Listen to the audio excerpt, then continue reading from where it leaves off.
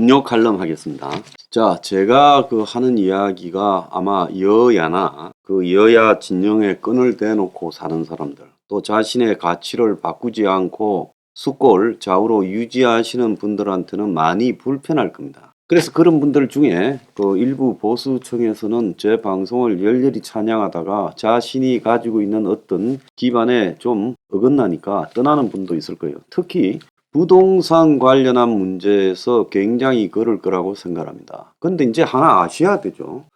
부동산이 끝났다라는 부분, 아마 여러분의 생애에서는 한 세대, 30년에서는 부동산이 끝났고, 여러분 생각해 보세요. 지금 2022년인데 2052년에 부동산이 대한민국에 유지가 되겠습니까? 이 저출산 고령화 시대에 누가 집을 사겠습니까? 있는 집들 중에도 빈집이 몇백만 채 이렇게 될 가능성이 있죠. 자, 그래서 그런 현실을 인정하기 싫으니까 제가 하는 말이 듣기 싫고 본인의 자산 축적에 방해가 될까봐 듣기 싫을 건데, 지금 잘 들으면요, 오히려 본인의 재산이 손실을 보지 않게끔 하는 이야기를 제가 하고 있는 겁니다. 그래서 제가 올해 2023년에는 엄청난 경제 위기가 닥치고 100년 내에 겪지 못한 위기가 닥칠 거고, 인플레이션이 쉽게 진정이 안 되고, 그러는 이유 중에 하나는 이게 화폐의 엄청난 남발이 2008년의 금융위기와 사상 최대의 재난인 코로나 위기 때 행해졌고, 그래서 이제 이 어지간한 정부의 수단으로도 이게 인플레이션이 둔화되지 않는다는 겁니다. 어제 미국의 12월 CPI 소비자 물가 지수가 6.5로 나왔어요. 그러니까 오늘 아침에 당장 예상한 대로 나왔고, 11월보다 0.6이 떨어졌으니까 베이비 스텝 0.25%를 미국이 2월 1일 날 올리게 될 거다. 그래서 그것은 결국은 이 금리가 앞으로 이제 내려가기 시작할 거라는 신호다. 그래서 경제 회복 기미다라고 미국의 주식이 올랐어요. 한국의 주식도 오늘 아침에 좀 올랐을 겁니다. 아니나 다를까 한국의 주식 오늘 엄청나게 오르네요. 제가 말하기 전에 이거 안 봤는데 보니까 엄청 올랐네요. 자, 그런데 이런 것이 다 일시적이라는 겁니다. 근본적으로 6.5라는 미국의 인플레이션이 지금 이 한 해에 4.25%를 올린 미국의 금리 효과가 늦게 반영되면서 그렇게 되고, 또 연준은 어쨌든 이 인플레이션이 좀 둔화되었으니까 0.25를 올리지 0.5 빅스텝 하기는 어려웠을 거다. 그건 상식적으로 예상되는 거죠. 그러면 0.25를 올렸다고 미국의 금리가 내려가는 거냐? 그건 아닙니다. 올해 안에 금리 내려갈 가능성 없고요. 내년에도 금리 내려갈 가능성이 별로 없습니다. 그래서 미국의 연준의 이제 멤버들은, 공개시장위원회 멤버들은 다 압니다. 이게 이 금리가 인플레이션이 쉽게 내려가지 않는 거. 그래서 금리를 내렸다가는 지금 전부 다 옷 벗고 집에 가야 될 사태가 벌어진다는 걸 다 알고 있어요. 그래서 또 한국의 이 투기를 유도하는 바람잡이들은 다시 주식시장이 활황화되었다, 부동산이 이제 금리 내려가면 살아난다, 이렇게 바람 잡는데, 내가 그 바람에 흔들리지 말고 당분간은 부동산이나 주식 이런 데 끼어들지 말고 중심 단단히 유지하라, 이런 말을 하면 얼마나 도움입니까? 네가 맞는다는 보장이 어디 있냐? 제가 자신 있게 이야기한 것 중에 별로 틀린 거 없습니다. 그래서 이 방송을요, 잘 들으면 개인의 삶도 유지될 수 있어요. 제가 한번 보세요. 김성태가 나중에 이야기하겠지만 저게 저렇게 쉽게 잡혀서 체포됐다, 일주일간 추적했다, 웃기는 소리다, 자수다 했지 않습니까? 김성태 뭐 내일 온다잖아요. 그건 뭐예요? 자수지요. 김성태도 이재명의 입장이 있으니까 그렇게 했던 거고요. 마치 체포된 것처럼. 그건 서로 간에 조율이 되어서 자수된 거다. 금고지기가 먼저 잡혔는데 지범적으로 잡혀서 자수를 타진했고 그게 합의가 돼서 오는 거다, 이렇게 봅니다. 제가 바이오, 특히 코로나 백신하고 치료제에 대해서 국가 지원한 부분에 이게 전부 제대로 결과가 안 났다. 근데 엄청난 돈을 국가가 지원해 줬는데 이 바이오 사기를 용납해야 되냐 하니까 어제 검찰이 식약처를 압수수색했습니다. 자, 이것도 제 말이 맞다는 거 아닙니까? 자, 그것뿐만 아니라 윤석열이 처음에 대통령 후보 때나 대해서 뭐라고 했습니까? 전술핵 재배치는 안 된다. 그리고 핵 독자 개발은 있을 수 없다다가 연일 북한의 핵과 미사일 위협이 계속된다면 독자 핵 개발도 모색해야 된다고 이야기를 하고 있지 않습니까? 그것도 제 말이 맞았죠. 결국은 그 이야기를 해야 된다는 거예요. 그게 되든 안 되든 관계없이 지금 미국과의 관계에서 일본과의 관계에서 한국이 전술핵 재배치나 독자 핵 개발이라는 말 카드를 꺼내지 않고 바닥부터 기기 시작하면 북한 핵이에요. 제일 얻어맞을 사람이 우리지 미국이 북한에게 얻어맞을 가능성이 있어요? 없어요. 그렇기 때문에 미국이 뭐라든 우리는 우리 주장을 해야 되는 거죠.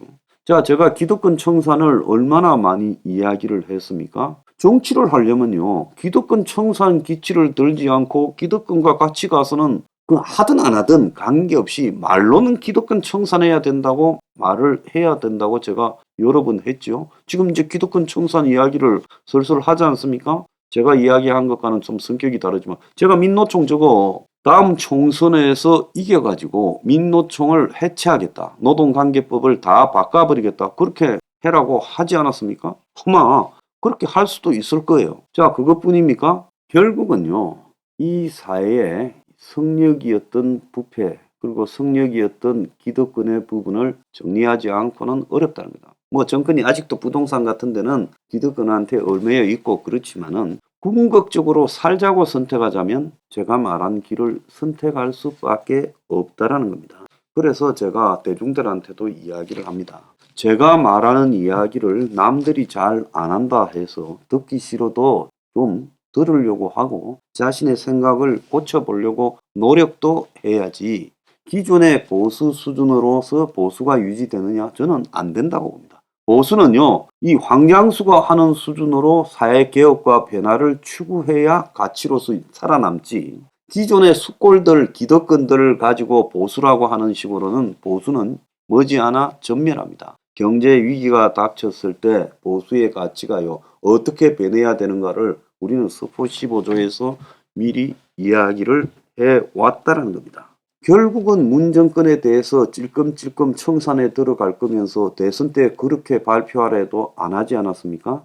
그렇지 않습니까? 그런데 그런 기치들을 계속 유지해 왔고 또 보세요. 이재명의 그 뭐 50억 클럽 그렇게 듣기 싫어서 우리를 탄압했잖아요. 지금 설금설금 보세요. 검찰 수뇌부들 그리고 법조인 고위층들과 어떤 관계가 있었느냐 우리가 말 안 하면 안 터집니까? 뉴스타파 이런 데서 매일 공개하고 있고 녹취록 전반을 정영학 녹취록을 어제 공개를 다 했어요. 그러니까 우리가 하든 안 하든 관계없이 어차피 터질 일은 터진다는 겁니다. 알겠습니까? 그래서 그럴 바에야 선도적으로 대응하는 것이 훨씬 낫다는 겁니다. 제가 요즘 경제 위기에 대해서 자꾸 이야기를 하는 거는요. 듣기 싫지요. 내가 장사하는데 저 사람이 경제 위기 온다 올해 그러고 내가 뭐 직장 다니는데 올해 실업 해고가 만연할 거다. 내가 취업해야 되는데 일자리가 소멸될 거다. 듣기 싫지요. 그렇지만은 이게 진리라는 겁니다. 내 재산이 손실될까봐 이 경제 위기 이야기하는 게 듣기 싫다. 그런다고 안 옵니까? 한국에서 세계의 경제 위기의 스타트가 끊어질 수도 있다. 부채 위기가 발생할 수도 있다는 이야기까지도 지금 나오고 있는 상황이에요. 그래서 듣기 싫어도 듣고 세상을 바라보는 눈을 바꾸려고 해야 살아남지 듣기 싫다고 딱 기맞고 움츠리고 있고 듣기 좋은 소리 하는 쓰레기들 따라다니다가는 나중에 폐가 망신하고 쪽박차기 십상이라는 겁니다. 자, 그래서 우리가 그럼 저는 왜 남이 듣기 싫어하는 이야기를 하느냐? 파국은 막아야 될 거 아니냐? 이 세상 사람이 살아가는 사회에서 거대한 파국이 오고 있는데 그 파국만큼은 철저하게 막기 위해서 미리 앞장서서 엄청난 위기가 오니까 변화하자고 말을 하는 거예요. 결국은요, 두고 보세요. 한국에서 뉴딜 정책 같은 국가적 고용 창출이나 국가적 임금 지급을 안 할 수 없는 상황이 100%올 겁니다. 국가가요, 무료 급식이나 무료 합숙소 등을 운영해야 될 상황도 100%올 거예요. 준비해 놓고 맞는 것과 그냥 얻어맞는 것은 큰 차이가 있다는 겁니다. 그래서요, 위기에 대한 저의 진심을 여러분들이 좀 믿어야 된다. 저는 그런 생각을 합니다. 이거 말한다고 나한테 좋을 일이 뭐 있어요? 나도 다른 사람처럼 시류로 따라가고 다들 듣기 좋아하는 이야기를 하는 게 돈벌이에 좋고 제가 편안하죠. 고생도 안 하고요. 제가 이런 식으로 계속 듣기 싫은 이야기를 하고 그래서 또 시위를 하고 그러다가 코로나 걸리고 제 스스로 위기를 맞고 몸에 그냥 이 비상이 걸리고 이런 거를 하면서도 이 주장을 강하게 해온 것이 도대체 어떤 진심에서 그렇게 말했는가를 여러분들도 이제 좀 생각을 해봐야 된다. 미리 대비하는 자는요, 최악은 면할 수 있습니다.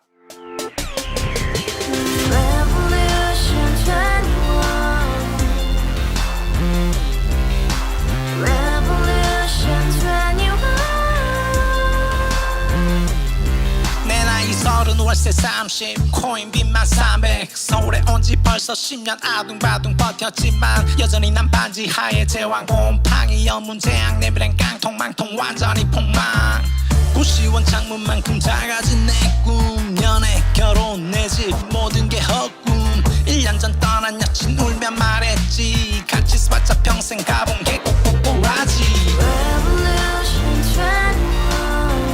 가바 후스 700 나도 소유주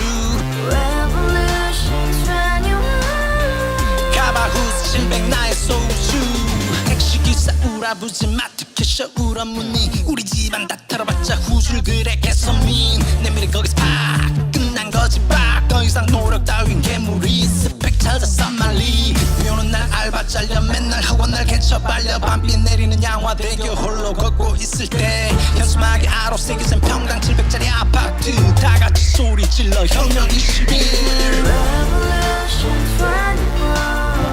가바 후스 700 나도 소유주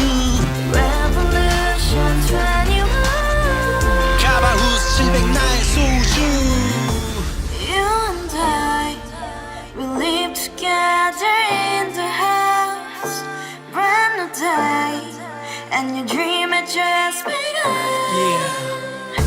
Revolution 21, only open happiness. 너의 곁에 내가 영원히